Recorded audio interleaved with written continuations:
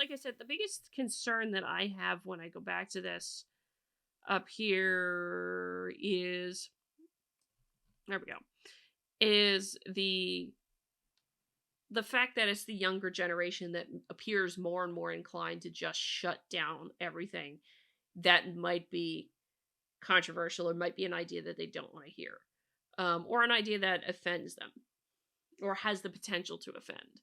Um, that's actually really concerning when you're talking about the next generation of scientists.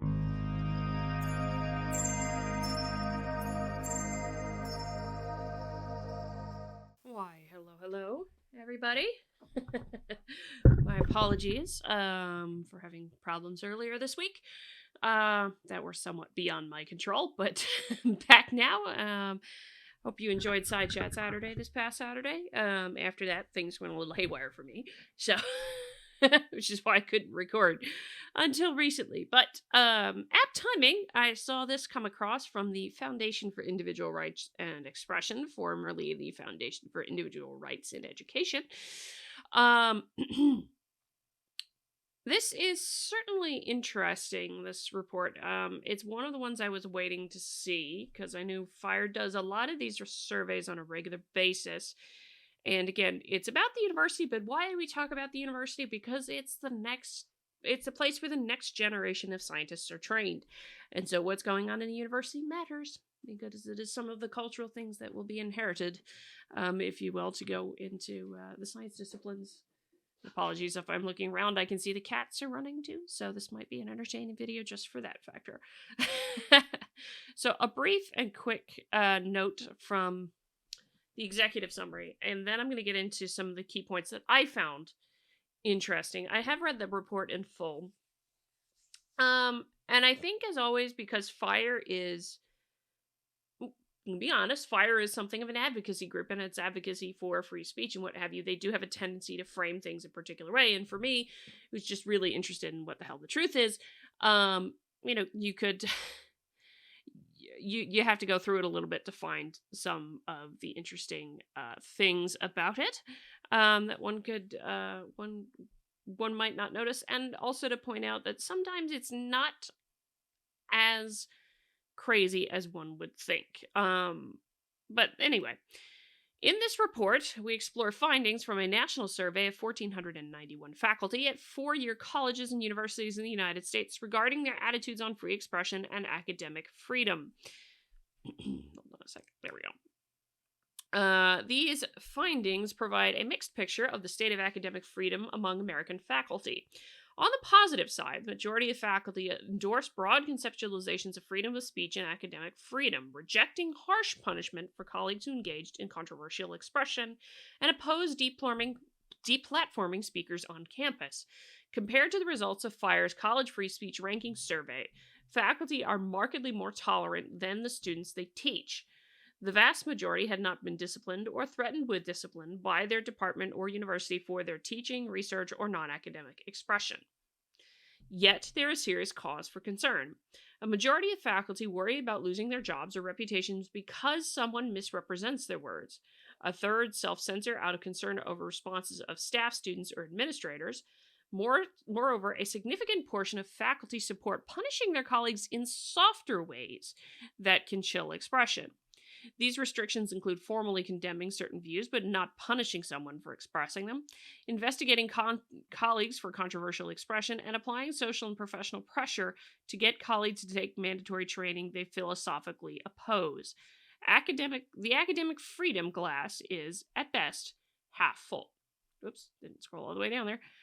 So there's a couple of key points of note, and I'll do those here because these are in the full report, and I will link you to this page because from here you can get to the full report, as you can see here.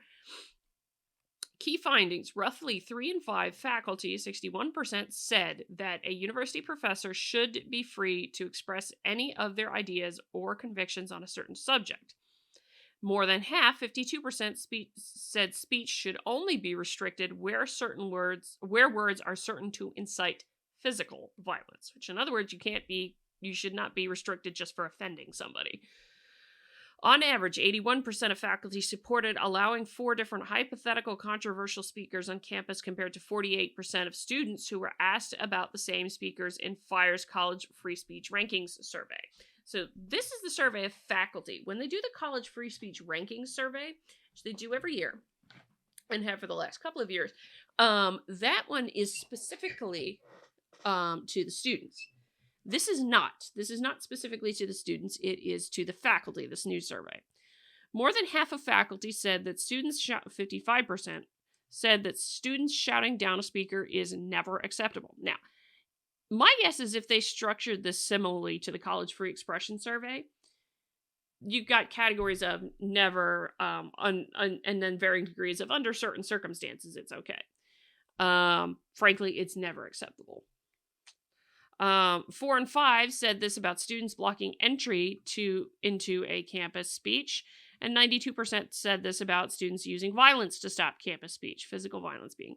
In FIRE's CFSR, the percentages of students who say these actions are never acceptable are 38, 63, and 80%.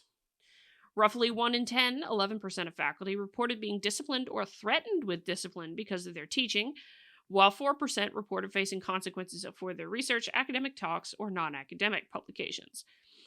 Liberal and conservative faculty have starkly different views on mandatory diversity statements for job applicants. We'll get into that. That's actually one of the points I wanted to get into.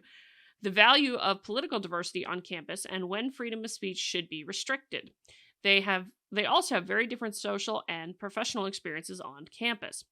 Faculty are split evenly on whether diversity, equity, inclusion statements are a justifiable requirement of the job, 50%, or an ideological litmus test that violates academic freedom, 50%. 3 and 4 liberal faculty support mandatory diversity statements, while 90% of conservative faculty and 56% of moderate faculty see them as political litmus tests. So, there you go.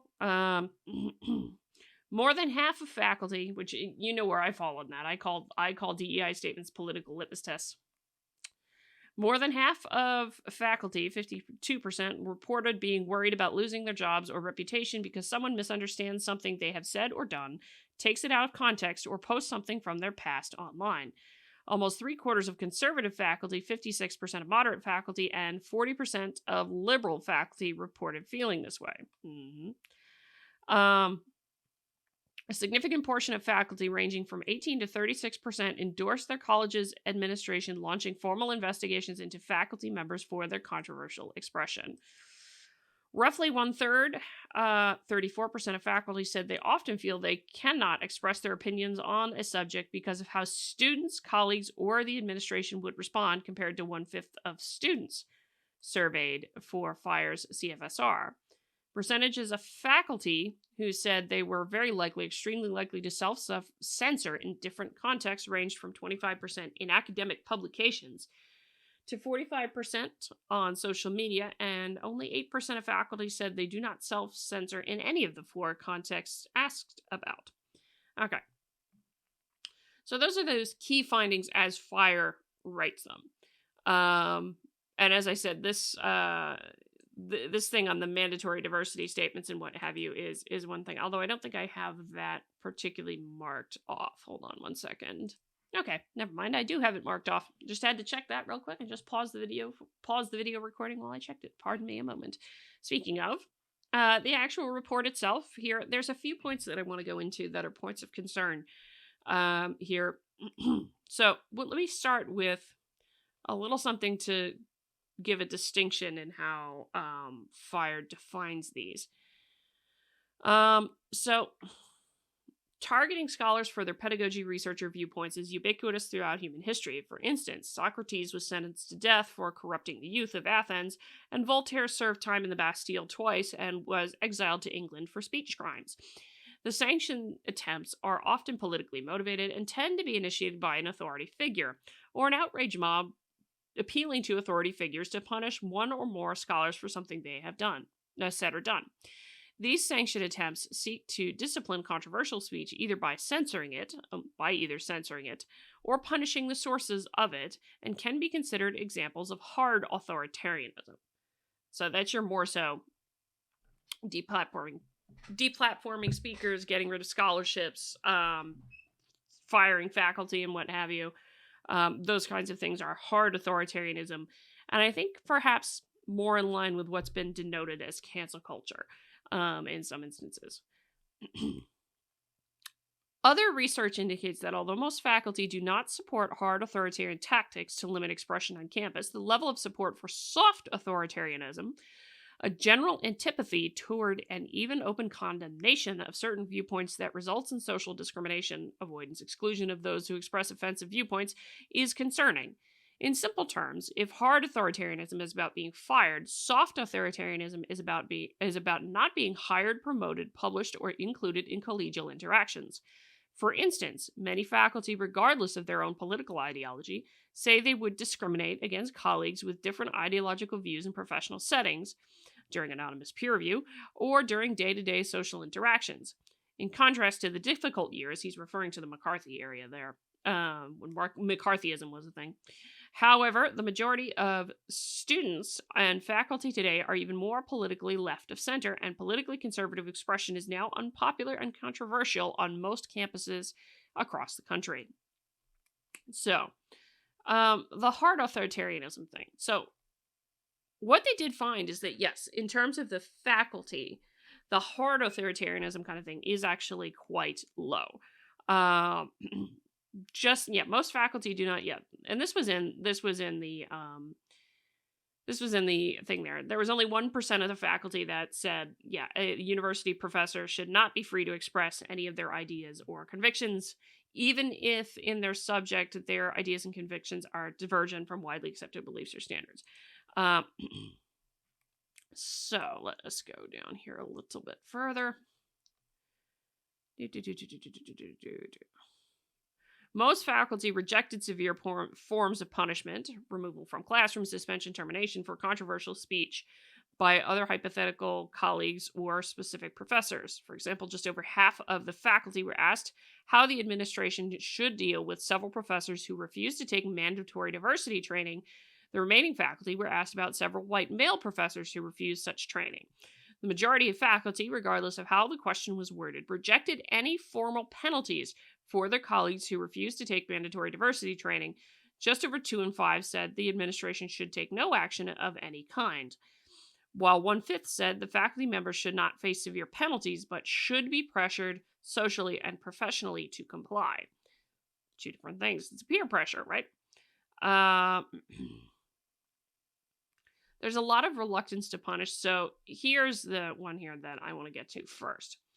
Faculty were also asked how much they support or oppose allowing different controversial speakers on campus. Compared to students surveyed earlier in 2022 for the College Free Speech Rankings survey, faculty were more tolerant of all 4 hypothetical speakers. On average, across the 4 speaker types, 81% of faculty supported allowing them on campus compared to 48% of students. This is actually where I get concerned. And it's actually exemplified here in the figure, because the blue bar is students supportive of allowing the speaker, versus the gray bar, which is faculty supportive of allowing the speaker. Now, the fact that the faculty were generally speaking quite a bit older than the students. Of course, you do have some students who are undergrads that go back to school in their 30s and things like that, 30s and late 40s and 50s even, decide to go back to school. But generally speaking, the students are much younger. The undergraduate students and the graduate students are much younger than the faculty. So it is actually concerning that you see it be much less among the students. And there's another graphic that I want to go down to that comes to something else in here. And I there's not really any data here that talks about where does this mindset come from. Because often, when you're talking about science, you also want to get into why. Why might this be, right? Why might this be the kind of thing that the younger students here are much less allowing of speakers with specific controversial views on campus than others. And there's potentially some things to that should be known here, but even regardless of what the exact reason is, the exact reason why, which I would like to actually see that get into it. I mean, I really haven't seen the honest to God survey done where you're starting to ask students, if you don't support this, why don't you support it? Do you feel like people shouldn't be allowed to offend? Which is one of the things that immediately comes to mind for me, is that maybe, no, you can't offend me. I can't hear anything that's against my viewpoints because that's disgusting, that's bigoted, that's whatever. Having had that idea inculcated that you can't ever be offended or you can't ever be wrong as a student, which I gotta put this one to Deb Philman, the reason we learn, in the education folks who've been at this more, whether or not students coming in now to undergrad are, shall we say, have been taught somewhat that they cannot be offended. That's the curiosity question that I have as to whether or not that's the case, but I don't know. But it is concerning because, I mean, the next generation, right?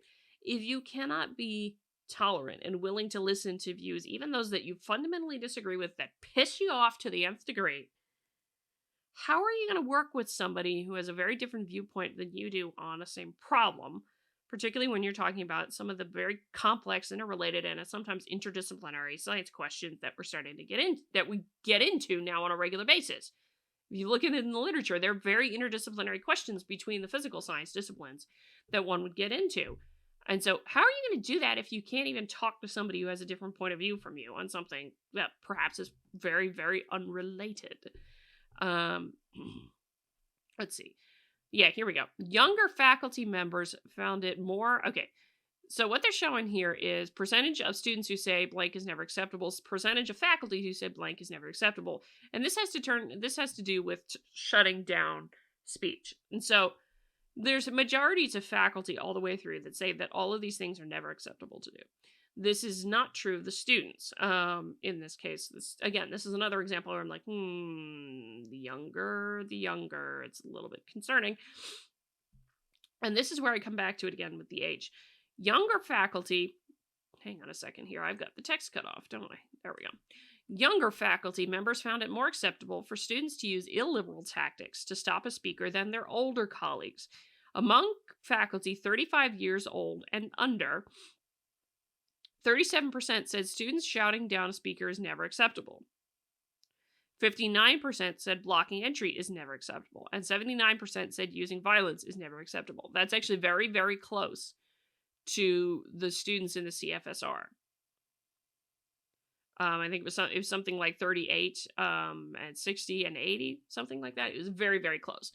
The figures are similar to the student results. In contrast, among faculty members over 55 years old, these percentages are 65, 86, and 97% respectively.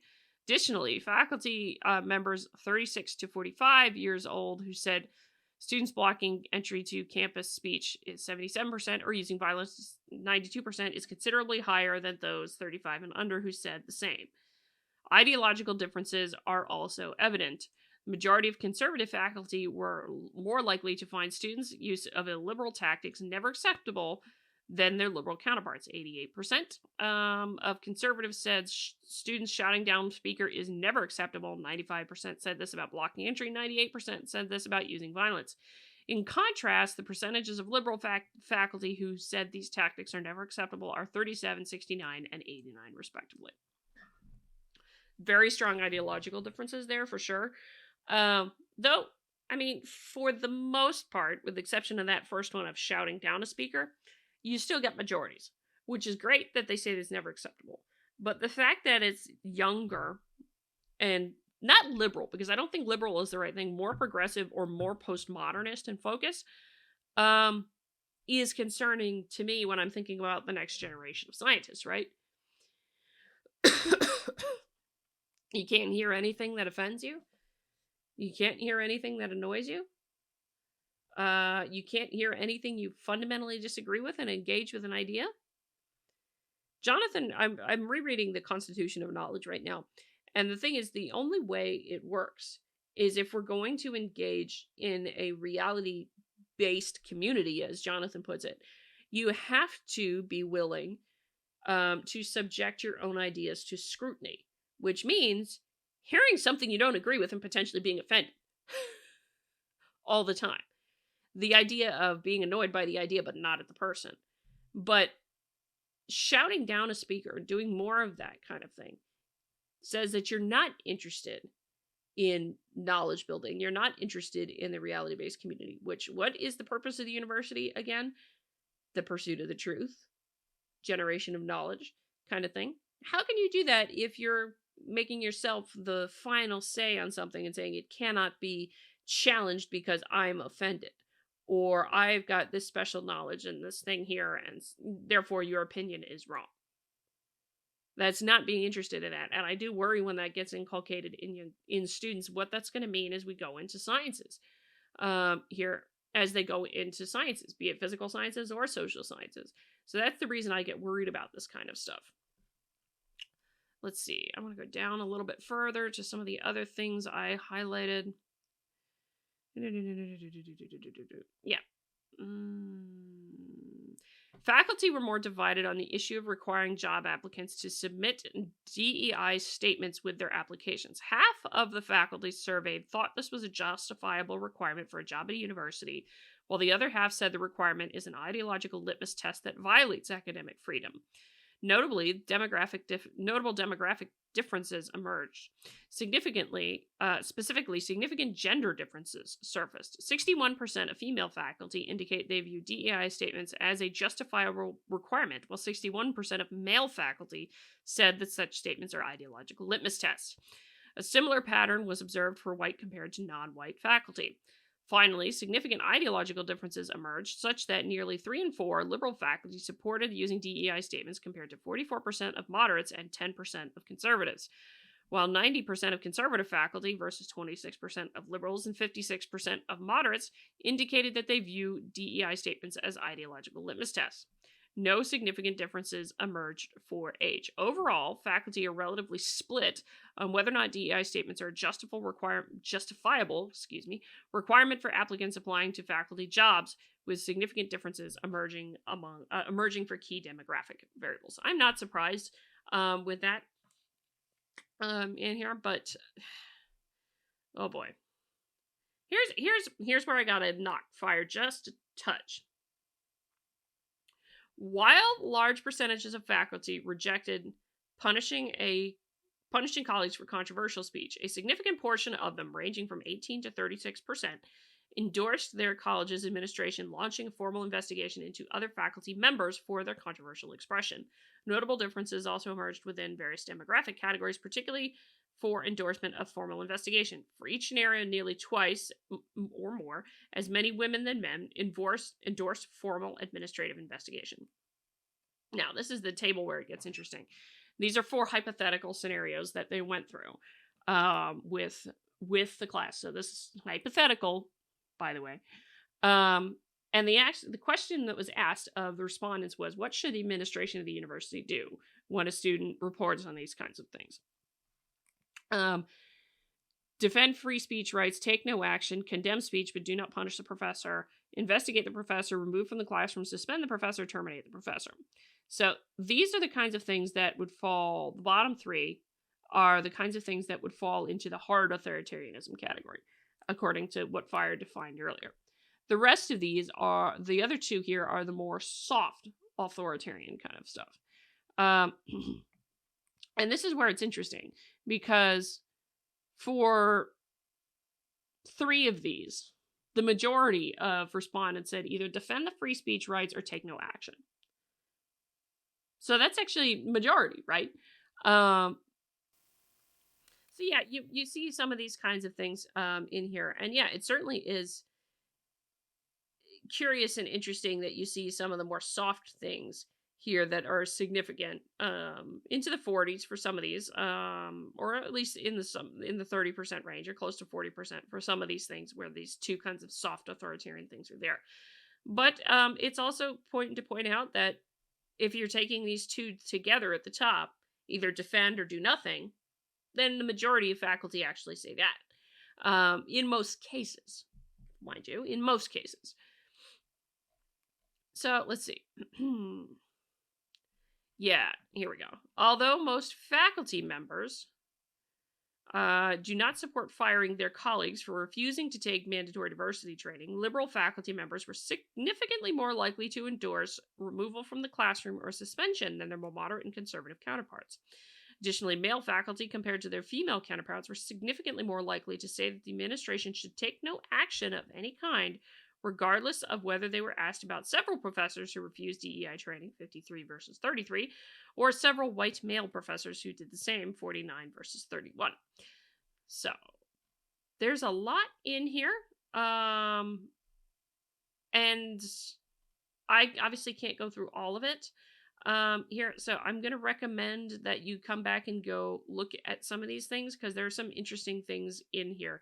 And like I said, the biggest concern that I have when I go back to this up here is, there we go, is the fact that it's the younger generation that appears more and more inclined to just shut down everything that might be controversial or might be an idea that they don't want to hear, or an idea that offends them or has the potential to offend.